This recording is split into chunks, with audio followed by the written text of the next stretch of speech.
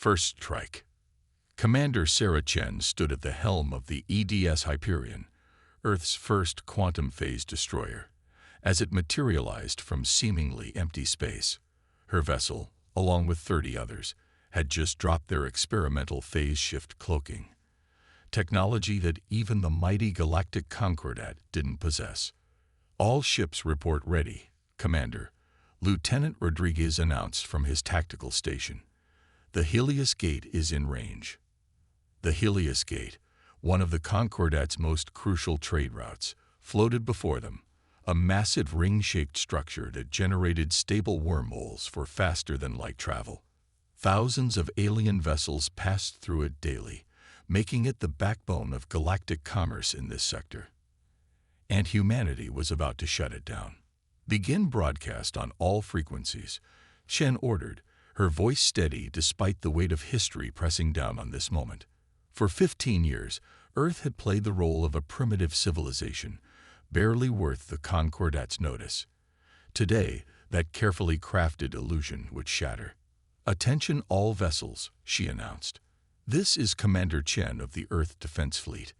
The Helios Gate is now under Earth jurisdiction. All ships are ordered to clear the area immediately. This sector is closed to Concordat traffic until further notice." The reaction was immediate. Dozens of alien vessels began broadcasting protests in various languages, their captains demanding explanations or threatening consequences. Chen watched impassively as her fleet moved into position, their quantum phase shields creating a gleaming barrier around the gate. "Concordat warships detected," Rodriguez reported. 3 dreadnoughts dropping out of FTL. "They're charging weapons." "Right on schedule," Chen murmured. The Concordat's 7th Fleet had a base just 2 light-years away, close enough to respond quickly, but not quickly enough to stop what was coming. "Deploy the quantum disruptors," she ordered. "Target their drive systems only." The technology had been Earth's greatest breakthrough, a way to temporarily disable any ship's faster-than-light capabilities without causing permanent damage. Another innovation the Concordat didn't believe possible from primitive humans. Green energy pulses lanced out from the Earth vessels, catching the massive alien warships before they could fire. Their engines sputtered and died, leaving them drifting in space. "Message from Concordat Command," Rodriguez announced. Admiral Zixtal himself. The holographic display activated, showing the imposing figure of the Concordat's military leader. His crystalline body structure pulsed with angry red patterns. "What is the meaning of this?" he demanded. "Earth has no authority here. Stand down immediately or—" "Admiral," Chen interrupted, "I suggest you review the data package we just transmitted to your neural network. You'll find it illuminating." She watched as the alien leader's color patterns shifted rapidly: surprise, disbelief, and finally, something close to fear. The package contained proof of every secret the Concordat had tried to hide. Their manipulation of developing civilizations, their suppression of technological advancement, their systematic exploitation of resource-rich worlds. "This is impossible," Zixtal whispered. "How did you acquire this information?" "The same way we developed our technology, Admiral. While you thought we were still figuring out fusion power, Earth has been watching, learning, and preparing. The Helios Gate is just the beginning." Chen leaned forward, her voice carrying the weight of humanity's determination. "The Concordat's monopoly on interstellar travel ends today. Earth is implementing the Free Stars Protocol, equal access to space travel for all civilizations, regardless of their technological level." "You'll start a war," Zixtal warned. "No, Admiral. We're preventing one. The Concordat's empire was built on controlling who could travel between the stars. That era is over." She gestured, and the quantum disruptors powered down, releasing the Concordat ships. "You can fire on us if you wish, but consider this. If Earth could develop this technology in secret, what else might we have ready?" The alien admiral's crystalline form pulsed with rapid calculations. After a long moment, he spoke. "The Concordat Council will not accept this. They don't have to accept it, Admiral. They just have to live with it. Chen's voice softened slightly. Change is coming to the galaxy, whether the Concordat likes it or not. The only question is whether you'll adapt or break against it. As the transmission ended, Chen watched the Concordat warships slowly retreat.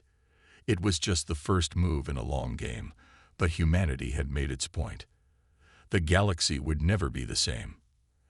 "Alert Earth Command," she ordered. "Phase 1 complete.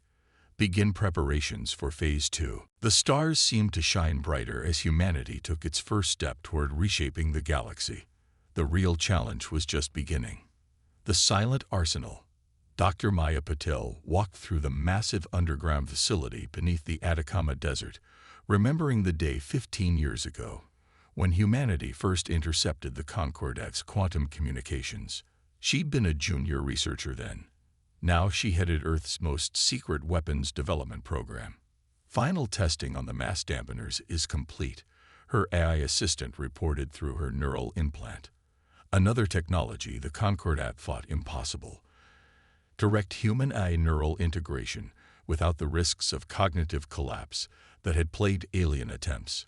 The facility stretched for kilometers underground, its existence hidden by quantum masking technology reverse-engineered from scattered pieces of alien tech. While Concordat observers watched Earth's primitive space program launch chemical rockets, humanity's real advancement had happened here, in facilities like this one around the world. "Show me the latest results from Project Oracle," Maya commanded as she entered the central control room. Holographic displays materialized, showing the quantum prediction matrices that had given Earth its greatest advantage. The ability to calculate and predict Concordat responses with near-perfect accuracy.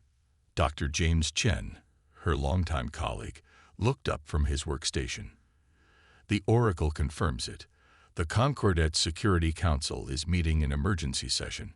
They're exactly where we predicted they'd be 12 years ago when we started this project." Maya nodded, studying the probability streams. "And their most likely response? They'll try to hack our systems first," James replied, bringing up another display, followed by economic sanctions through their puppet states. Military action is their third option, but the Oracle gives it only a 12% probability. They're too scared of what else we might have hidden. Maya allowed herself a small smile. The Concordat's arrogance had always been their weakness.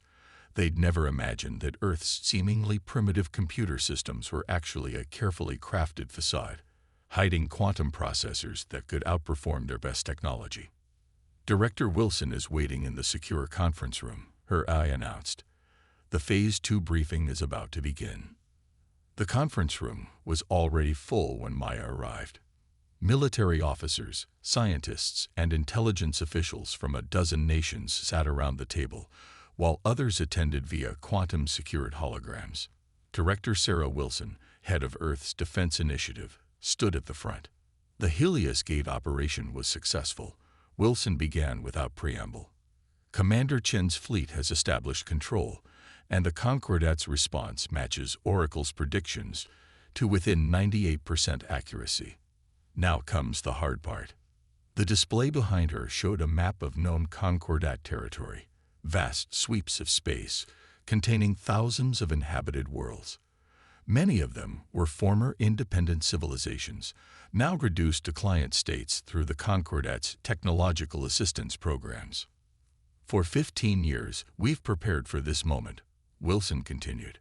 "While they watched our visible progress, judged our primitive rockets, and planned how to eventually absorb Earth into their empire, we were building something they never expected, a way to break their control over faster-than-light travel." Maya stood, taking over the briefing.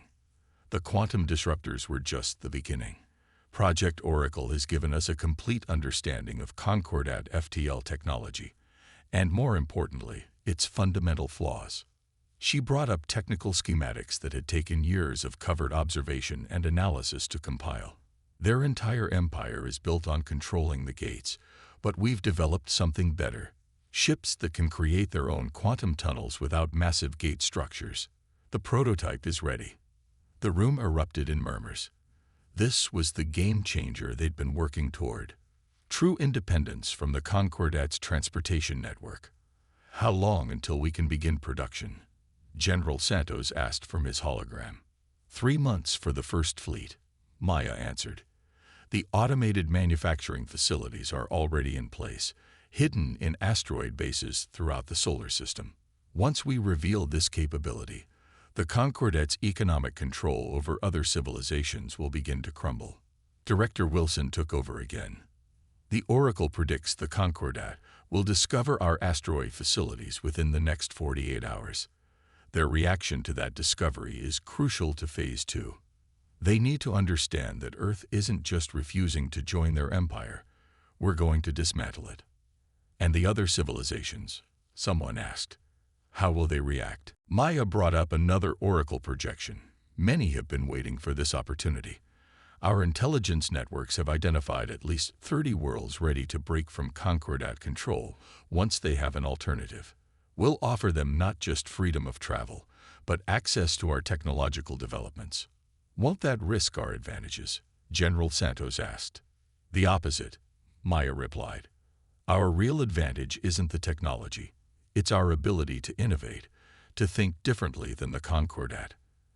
They've spent millennia believing they've reached the peak of possible development. We're about to show them how wrong they are.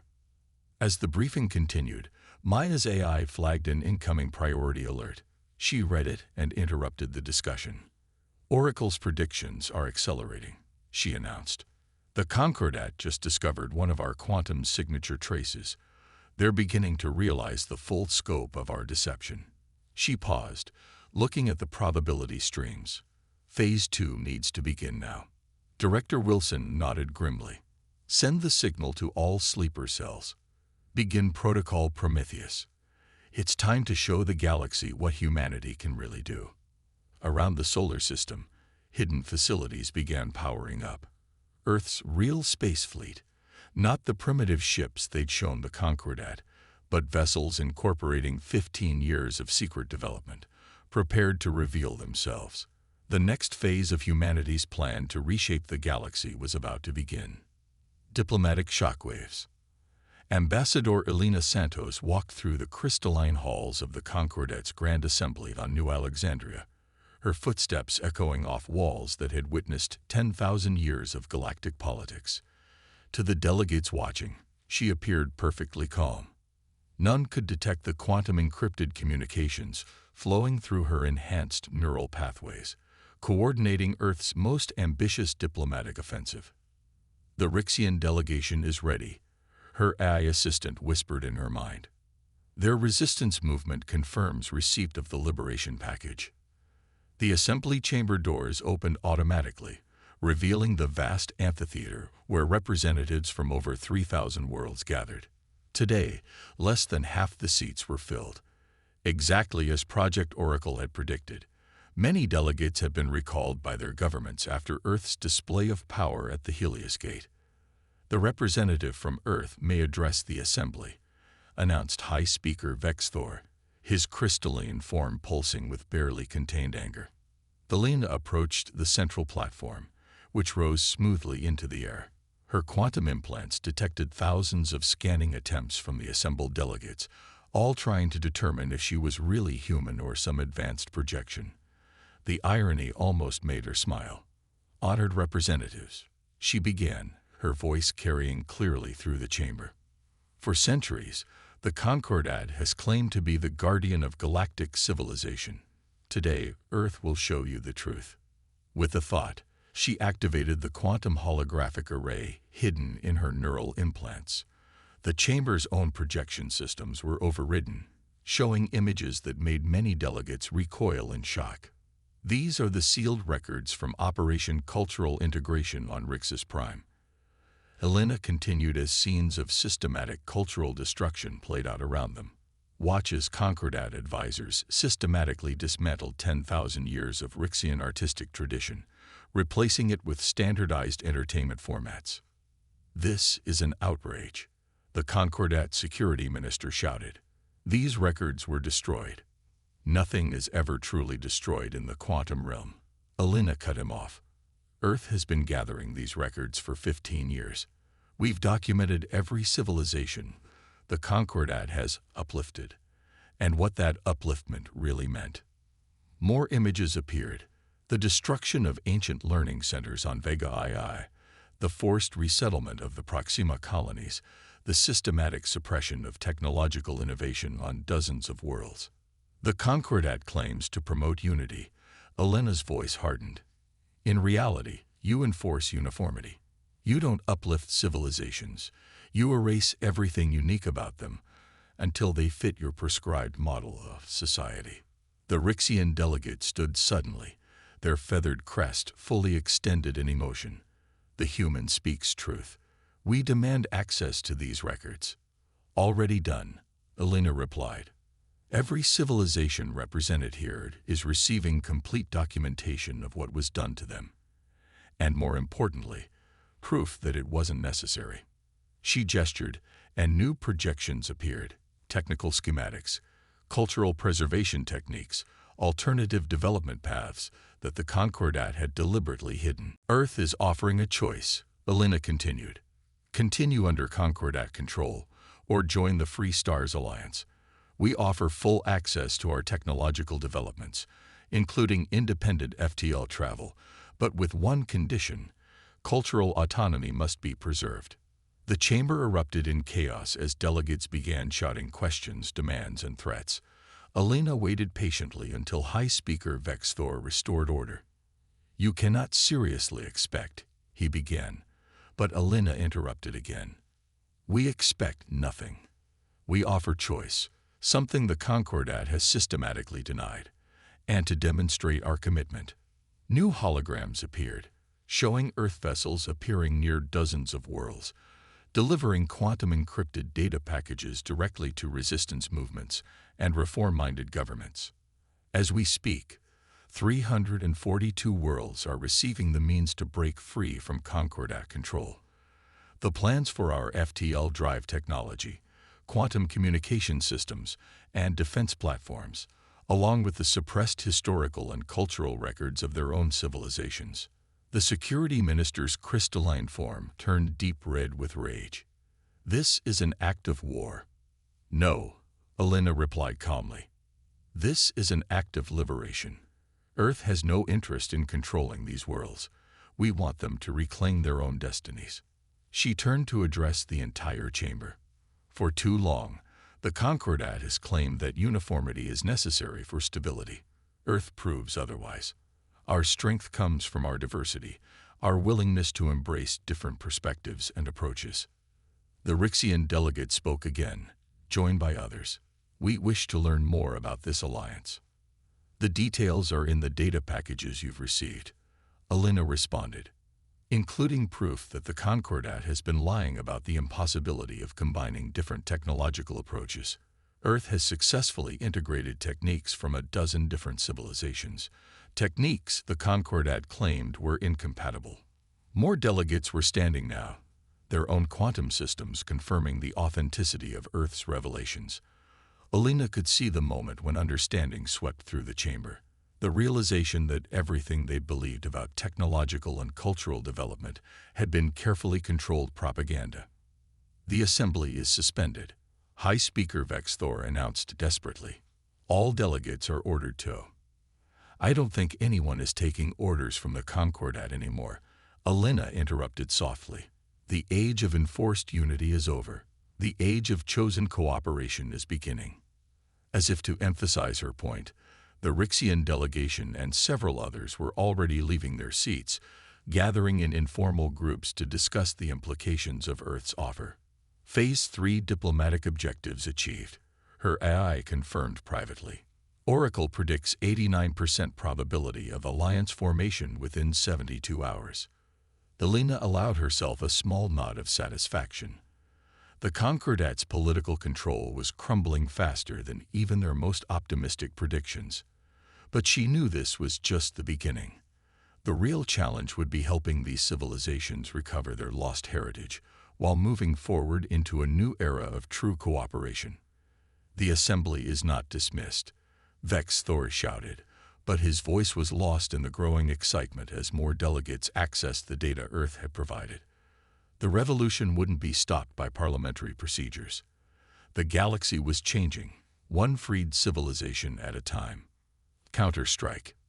Fleet Admiral Raven Blackwood watched the quantum sensor displays aboard the EDS Prometheus as thousands of Concordat warships emerged from FTL travel. The massive alien armada stretched across space, their crystalline ships glowing with charged weapon systems. They committed their entire First Fleet, her XO. Commander David Chen noted calmly. Oracle's predictions were off by only 2%. The best way to break their military hubris is to let them throw everything at us, Raven replied, studying the tactical projections. All defense grid stations, execute protocol labyrinth. Across the solar system, hundreds of quantum defense platforms that had been invisible to Concordat sensors suddenly activated. But instead of firing weapons, they began generating overlapping fields of distorted spacetime. Message from Concordat Fleet Command. Communications reported. Grand Admiral Zixtal demands our immediate surrender or Earth will face, quote, consequences beyond imagination. Raven allowed herself a small smile. Send our response. Welcome to humanity's playground. The Concordat fleet launched their first assault wave, 500 capital ships firing their most powerful weapons. Energy beams and plasma torpedoes streaked toward Earth's defensive line. But they never arrived. The overlapping quantum fields caught the attacks, twisting space itself to redirect the energy. The Concordat's weapons fire emerged behind their own fleet, forcing them to raise shields against their own attacks. Phase 1 displacement successful, Tactical reported. Enemy fleet is responding exactly as simulated. The Concordat ships began to advance, attempting to push through the quantum interference. That's when Earth revealed its second surprise. Execute Protocol Prometheus, Raven ordered. Thousands of small objects previously dismissed as debris suddenly activated. Each was a quantum resonance drone, designed to exploit a fundamental flaw in Concordat shield technology that Earth had discovered years ago. The drones didn't attack. They simply began broadcasting on precisely calculated frequencies. Across the Concordat fleet, shield systems started failing as their quantum matrices collapsed.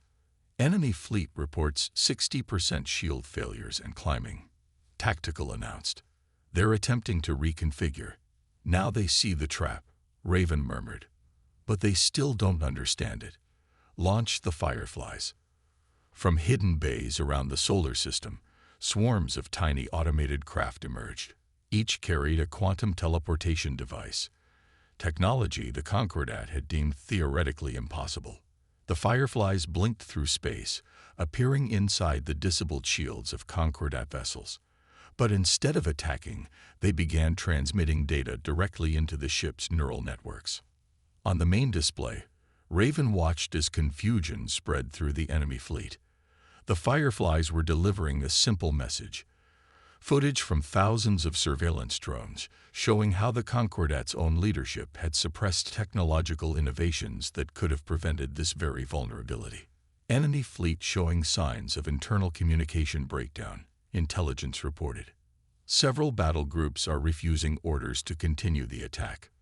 That was the true purpose of this battle, not to destroy the Concordat's military might, but to break their absolute faith in their technological superiority. Concordat High Command is ordering a full attack, communications announced. Grand Admiral Zixtal is threatening to execute any captain who refuses. Perfect timing, Raven said. Execute final revelation. The space around Earth's defense fleet shimmed as thousands of quantum gates opened simultaneously, but these weren't the massive structures the Concordat used. Each Earth ship was generating its own portable gateway. Send the broadcast, Raven ordered. Her voice carried across every channel to the Concordat fleet. Your leaders told you that independent FTL travel was impossible, that gates were the only way. They lied. Every piece of technology we've shown you today was discovered by civilizations the Concordat conquered, innovations they suppressed to maintain control. She paused, letting that sink in. We're transmitting the complete technical specifications to every ship in your fleet. Your own engineers can verify everything. The choice is yours. Continue fighting for leaders who've been lying to you, or help us build something better. The response came faster than even Oracle had predicted.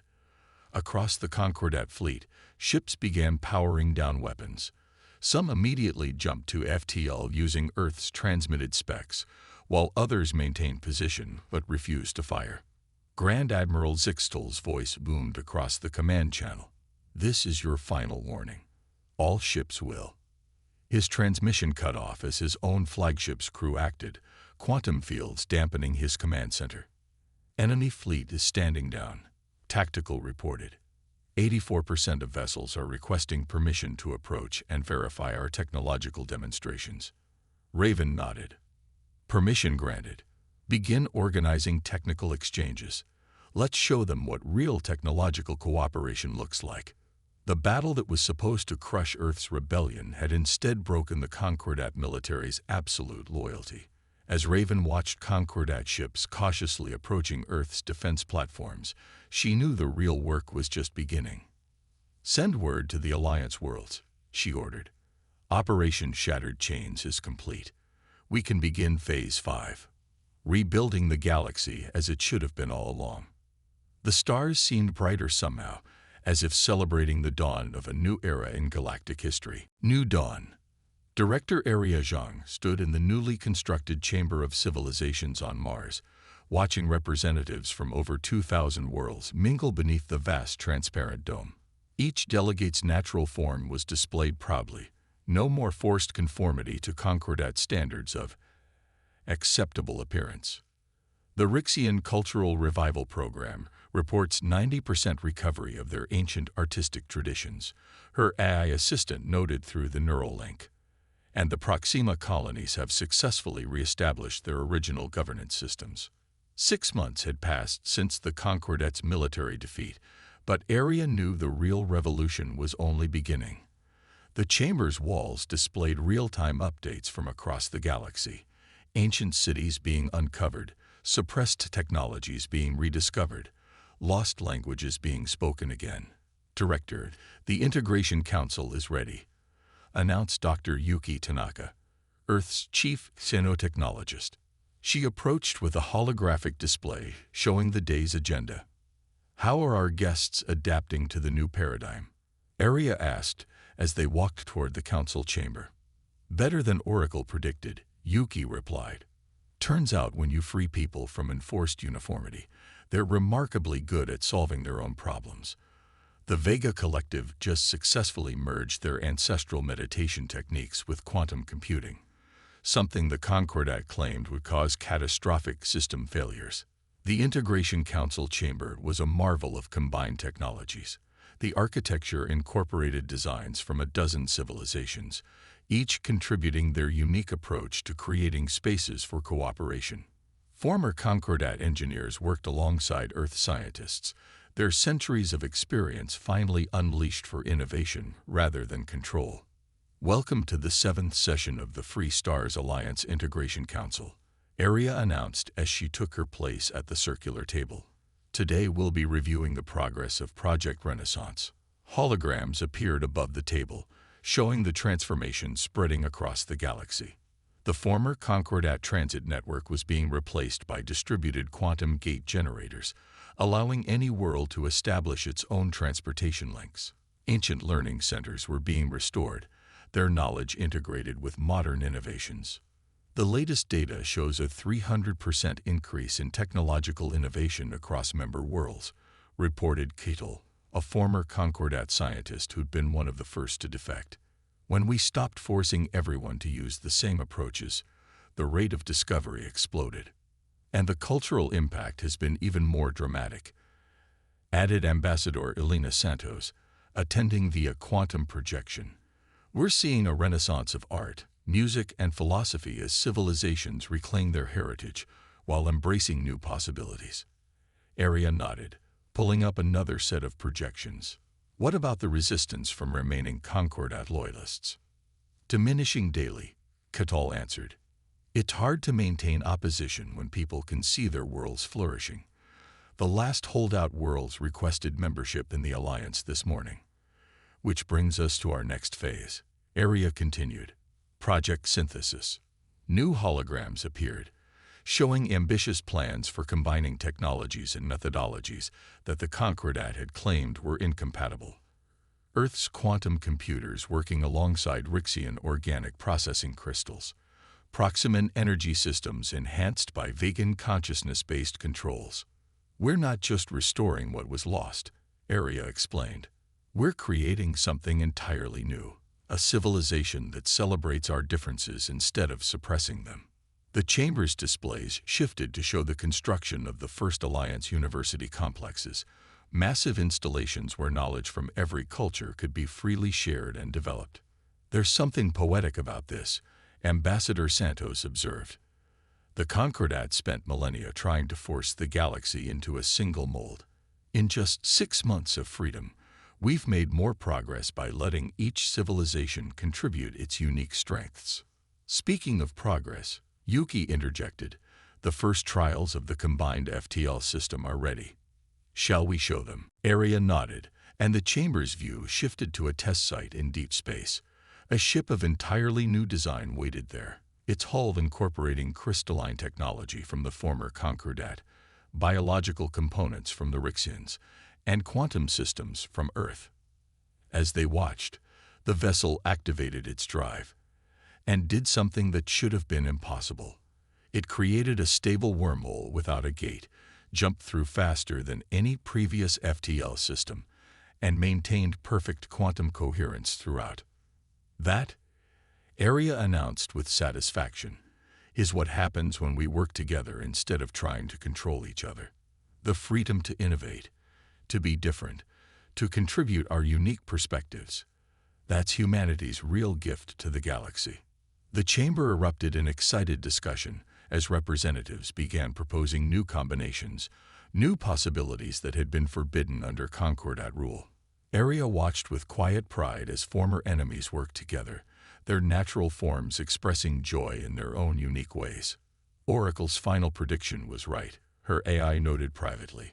The galaxy needed Earth not for our technology, but for our stubborn insistence that diversity is strength. Area smiled as she watched a young Rixian scientist enthusiastically explaining an idea to a former Concordat engineer, their natural forms so different, but their excitement for discovery bridging all gaps. The Concordat tried to unite the galaxy through control, she murmured. We're uniting it through choice, and that makes all the difference. Outside the dome, Mars' terraformed surface gleamed under the Earth's light, a testament to humanity's determination to reshape worlds while preserving their essential nature. A new age had begun, not just for Earth but for every civilization, ready to contribute its unique voice to the galaxy's grand chorus. The stars seemed to shine with new possibility, as if the galaxy itself was celebrating the dawn of true cooperation.